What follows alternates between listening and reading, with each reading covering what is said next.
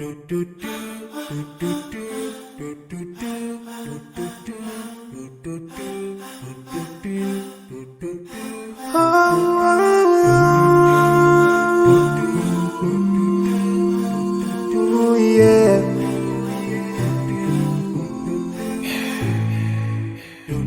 forgive a little more for those who are in need. That you take Allah have mercy on you. If you show the harm yourself for everyone who's around you, on the day of judgment Allah will surprise you. If you show good tidings, pray hard 5 times a day. Show love to everyone around you. Yeah.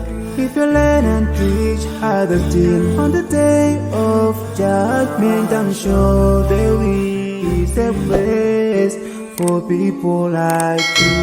If you please Allah every moment of your time and every single day of your life, there's a place for people like you. Oh, full of love. There's a place people like a home full of happiness. There's a place for people like you. Home full of sweetness. There's a place for people like you. Oh, Jannah, Jannah, Jannah, Jannah, Jannah, Jannah, Jannah.